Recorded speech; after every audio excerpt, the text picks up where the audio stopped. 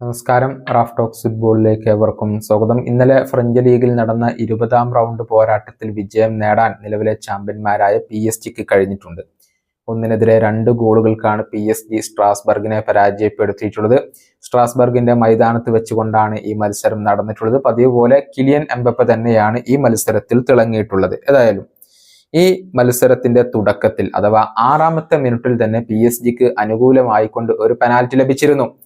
പക്ഷെ Kylian Mbappé ആ ഒരു പെനാൽറ്റി പാഴാക്കുകയായിരുന്നു. എന്നാൽ പിന്നീട് ഈ മത്സരത്തിൽ കിലിയൻ എംബപ്പെ തന്നെ പ്രായശ്ചിത്തം ചെയ്യുന്ന കാഴ്ചയാണ് നമുക്ക് കാണാൻ കഴിഞ്ഞത്. 31ാമത്തെ മിനിറ്റിൽ പ്രായശ്ചിത്തമായിക്കൊണ്ട് കിലിയൻ എംബപ്പെ ഗോൾ നേടി. മാർക്കോ അസൻസിയോയുടെ ഒരു അസിസ്റ്റിൽ നിന്നായിരുന്നു കിലിയൻ എംബപ്പെ PSG ലീഡ് നേടിക്കൊടുത്തത്. അവിടം കൊണ്ടും അവസാനിച്ചില്ല. 49ാമത്തെ മിനിറ്റിൽ മാർക്കോ അസൻസിയോ PSG ലീഡ് ഉയർത്തി. അതിന് അസിസ്റ്റ് നൽകിയത് കിലിയൻ എംബപ്പെ ആയിരുന്നു. അതായത് ഒരു പെനാൽറ്റി അദ്ദേഹം പാഴാക്കിയെങ്കിലും ഒരു ഗോളും ഒരു അസിസ്റ്റും നേടിക്കൊണ്ട് കിലിയൻ എംബപ്പെ ഈ ഒരു മത്സരത്തിൽ തിളങ്ങി എന്ന് തന്നെ പറയേണ്ടി വരും. അസൻസിയോയുടെ പ്രകടനവും എടുത്തു പറയേണ്ടതാണ്. അദ്ദേഹം ഒരു ഗോളും ഒരു അസിസ്റ്റും ഈ ഒരു മത്സരത്തിൽ നേടിയിട്ടുണ്ട്.